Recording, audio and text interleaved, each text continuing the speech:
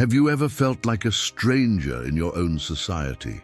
Like your thoughts and insights somehow separate you from others rather than bringing you closer? If so, you're not alone. Throughout history, many of our greatest thinkers have experienced this painful paradox, that the deeper their understanding grew, the more isolated they became. Carl Jung, one of the 20th century's most profound psychological thinkers, understood this dilemma intimately. He once wrote, "Loneliness does not come from having no people about one, but from being unable to communicate the things that seem important to oneself." This profound observation cuts to the heart of our topic today. Why does society so often reject its most intelligent members? I'm not talking about conventional intelligence, the kind measured by IQ tests or academic credentials. I'm referring to something deeper, the capacity for original thought, psychological insight, and the courage to question the foundations upon which our shared reality is built. This is the intelligence that transforms individuals into visionaries, but often at a devastating personal cost. Jung himself was no stranger to rejection. After his break with Freud in 1913, he entered what he called his confrontation with the unconscious, a period of intense psychological crisis where he felt utterly alienated from his professional community.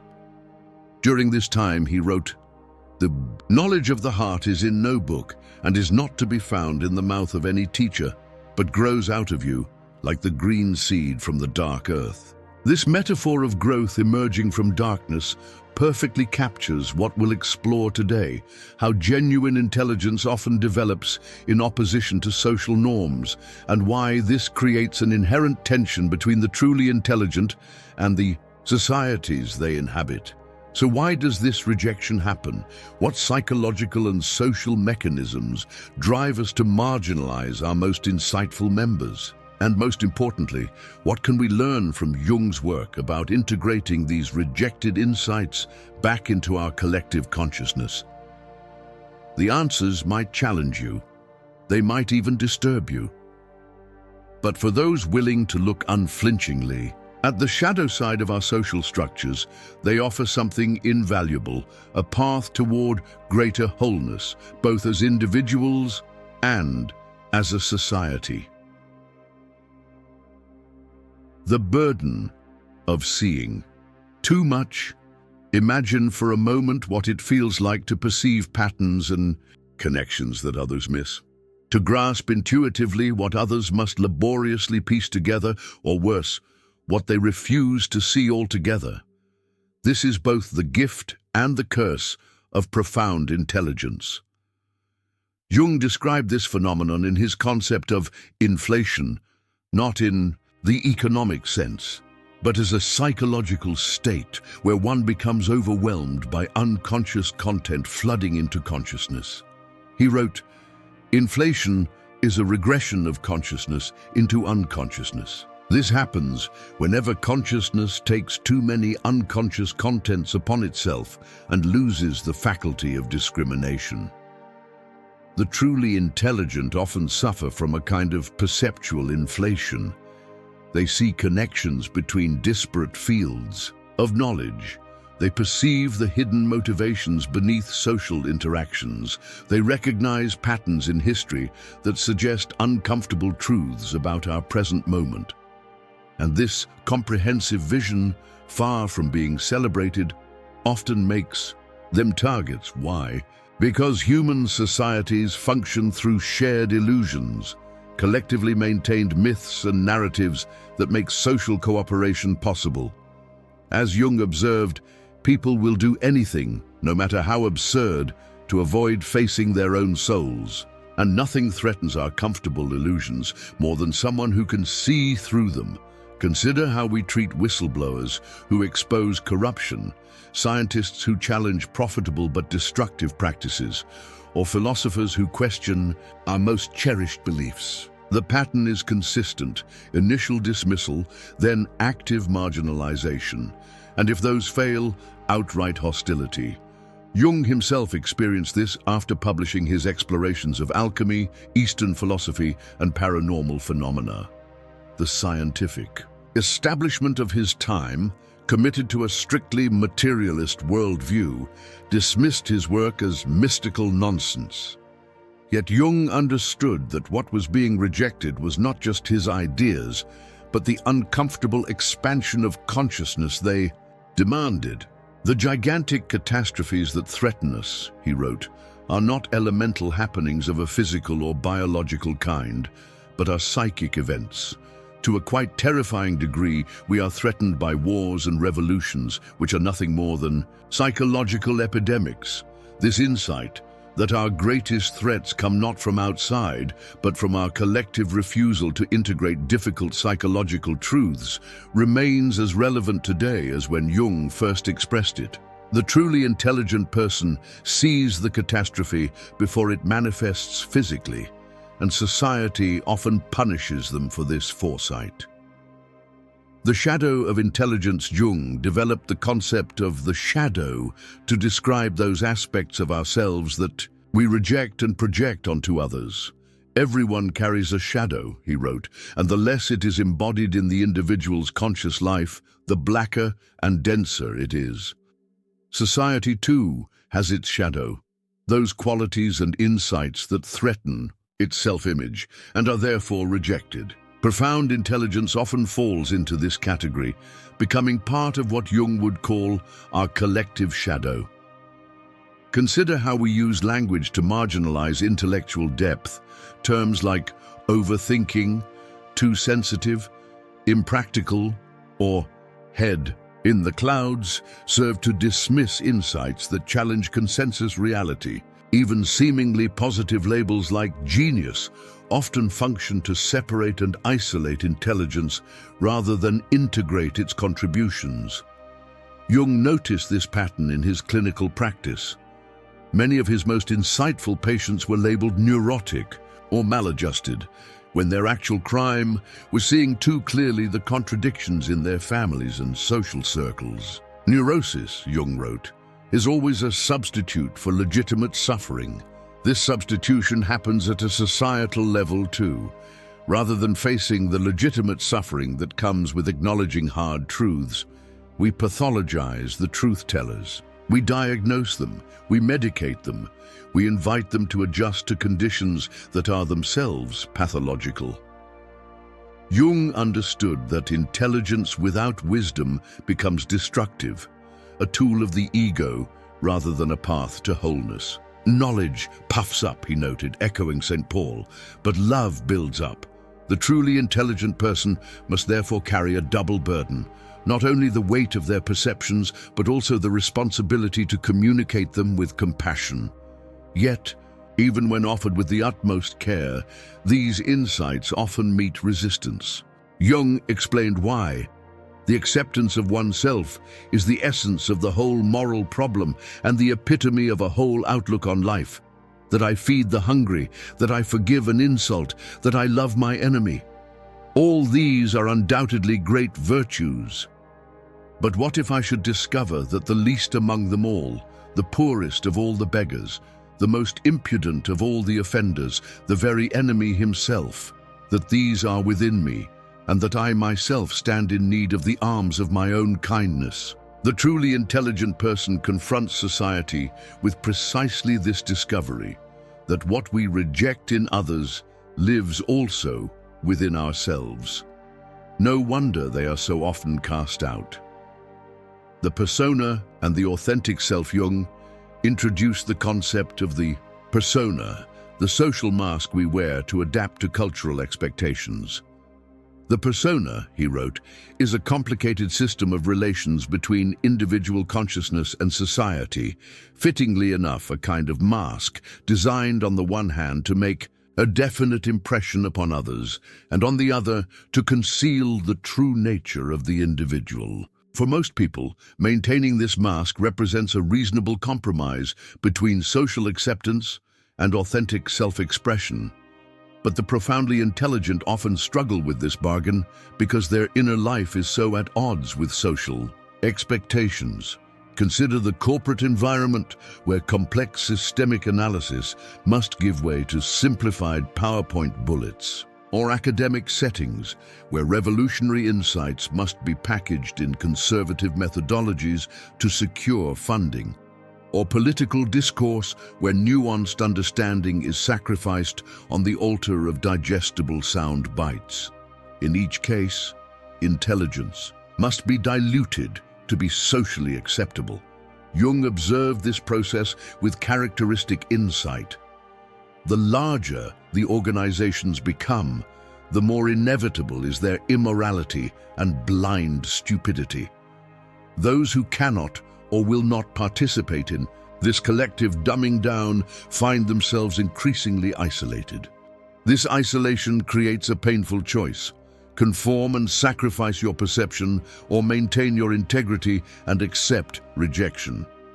Jung himself chose the latter path after his break with Freud, writing, "I had to understand that I was unable to make others understand what I understood, and I understood that I must be silent if I wished to go on with others."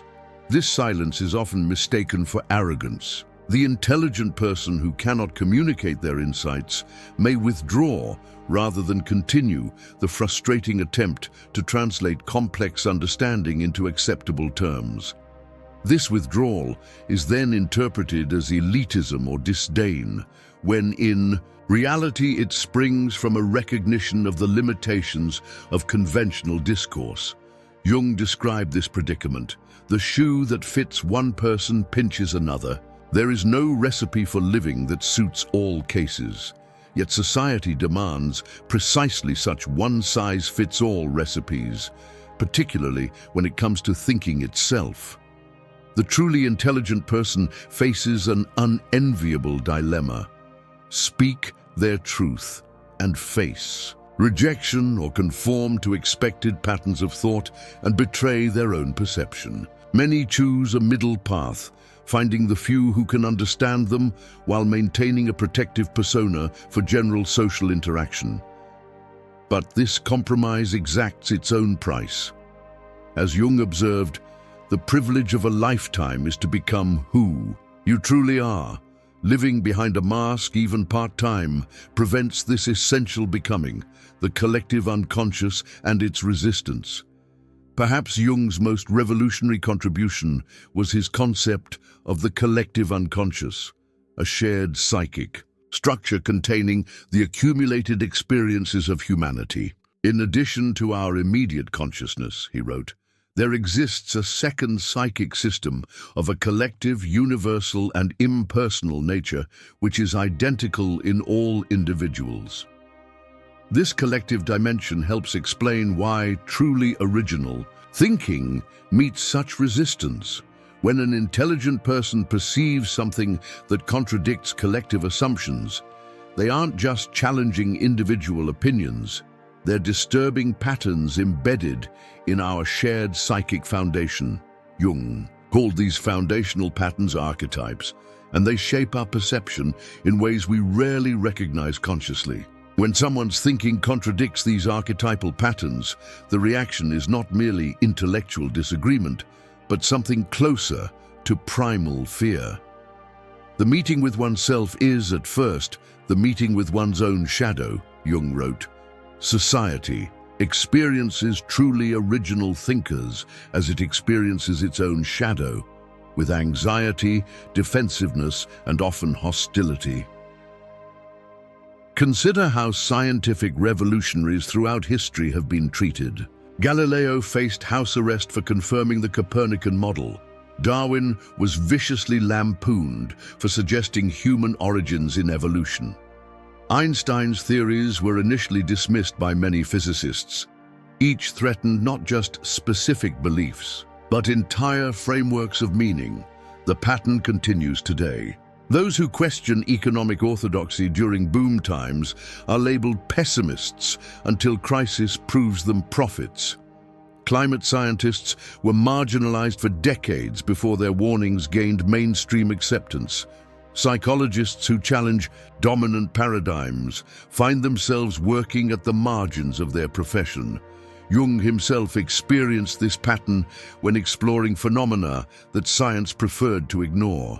"I shall not commit the fashionable stupidity of regarding everything I cannot explain as a fraud," he wrote, taking a position that still challenges scientific orthodoxy's treatment of anomalous experiences. Yet Jung also understood that this resistance serves an evolutionary purpose. Not every new idea represents progress. Not every challenge to collective understanding deserves immediate acceptance. The collective unconscious conserves patterns that have proven adaptive over millennia, and its resistance to change reflects this conservative wisdom. The tragedy occurs when this necessary conservation hardens into pathological rigidity. "There is no coming to consciousness without pain," Jung observed. Societies, like individuals, often choose comfort over growth, preferring familiar illusions to disorienting truths. The truly intelligent thus find themselves in a peculiar position, seeing possibilities for collective development that the collective itself actively resists. They become, in Jung's terminology, carriers of the transcendent function, the capacity to unite opposing tendencies in service of greater wholeness. But this function operates on a timeline much longer than an individual life. The individuation.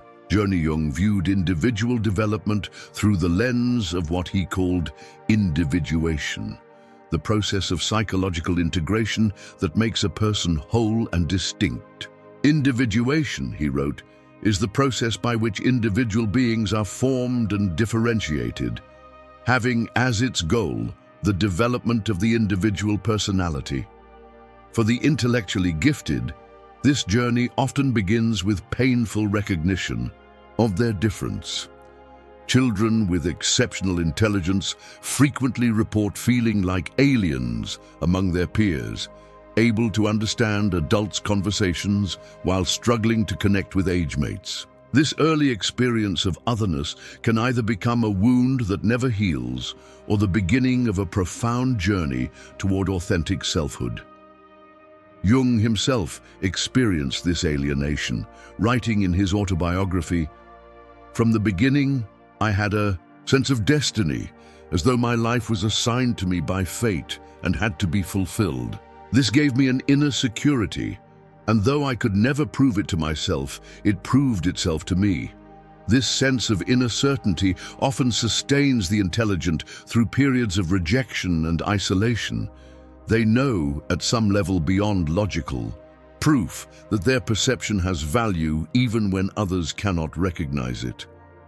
This knowing becomes an anchor when social feedback suggests they are wrong, crazy, or dangerous.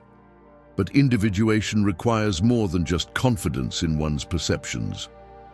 It demands integration of both conscious and unconscious elements, both light and shadow aspects of the personality. The intelligent person who prides themselves solely on rational capability without developing emotional intelligence or practical wisdom remains stunted, possessed by what Jung would call a bright shadow. One does not become enlightened by imagining figures of light, Jung wrote, but by making the darkness conscious.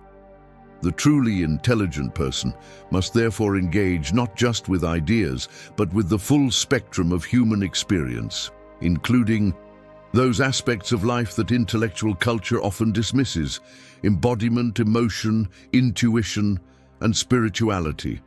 This holistic development differentiates true intelligence from mere cleverness. The clever person uses their cognitive gifts to enhance their ego, often at others' expense. The genuinely intelligent use their gifts in service of greater wholeness, both for themselves and their communities. Yet this service often goes unrecognized during their lifetime. Jung noted this pattern. The pendulum of the mind alternates between sense and nonsense, not between right and wrong. What seems like nonsense to one generation often becomes sense to the next, after the pioneering thinker has already been dismissed, marginalized, or forgotten. This delayed recognition creates a poignant dilemma.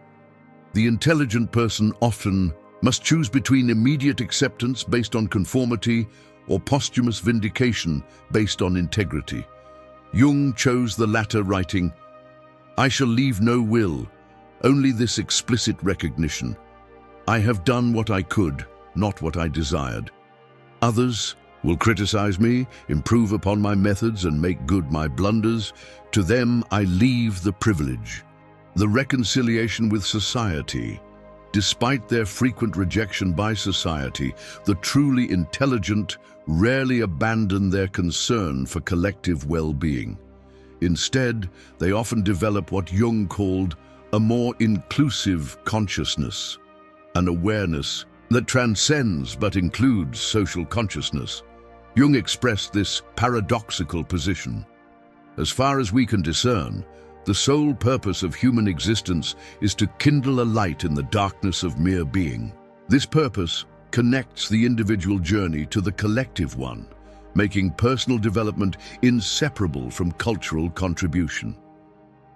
The mature, intelligent person therefore finds ways to translate their insights into forms that others can receive. Even if full understanding remains elusive, they develop what Jung might call an individuated persona, a mode of self-presentation that remains authentic while still facilitating connection.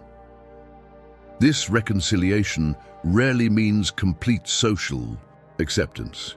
Rather, it represents a kind of peace treaty between individual perception and collective limitation. The intelligent person accepts that their insights will often be received partially or distortedly, while still offering them as gifts rather than weapons.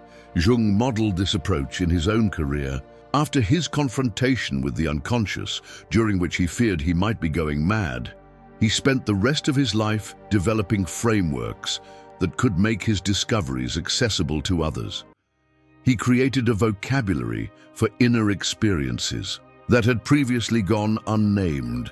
He built bridges between psychology and fields as diverse as physics, religion, anthropology, and literature. The greatest and most important problems of life, Jung wrote, are all fundamentally insoluble.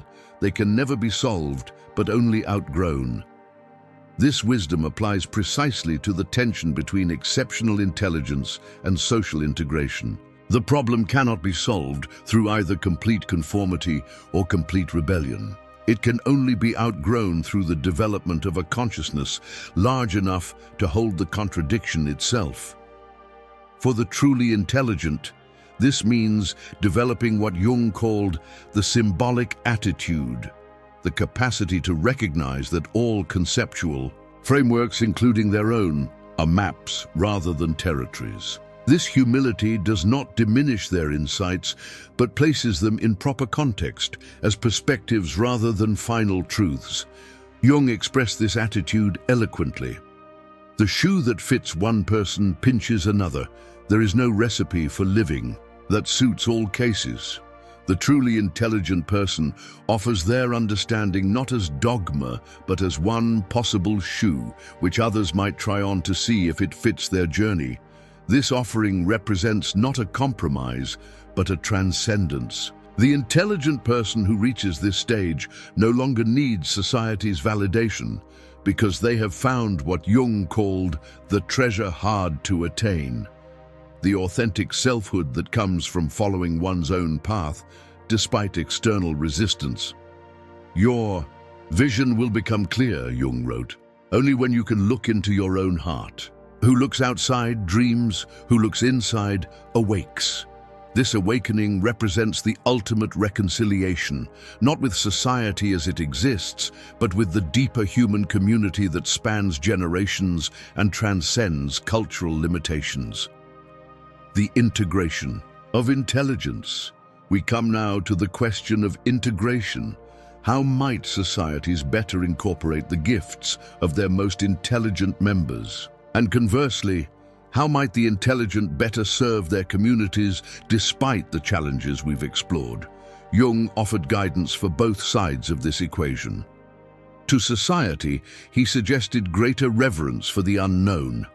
The decisive question for man is, Is he related to something infinite or not? That is the telling question of his life. A culture that honors mystery alongside mastery creates space for the profound intelligence that dwells in the borderlands between knowledge and wonder.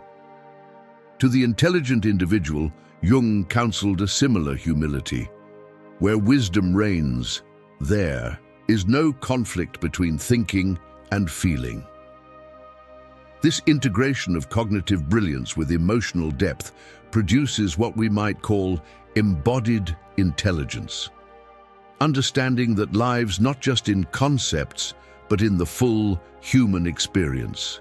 Such integration requires movement from both directions. Society must develop greater tolerance for intellectual diversity, recognizing that its most uncomfortable thinkers often become its greatest benefactors.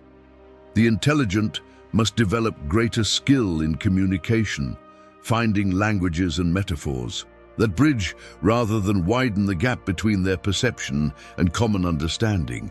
Jung himself tried to model this bridging function. After experiencing visions and insights that placed him far outside conventional thinking, he spent decades creating conceptual frameworks that could make his discoveries accessible. Instead of retreating into esoteric terminology, he drew from mythology, religion, literature, and everyday experience to illustrate even his most revolutionary ideas. The creation of something new, Jung wrote, is not accomplished by the intellect, but by the play instinct acting from inner necessity. The creative mind plays with the objects it loves.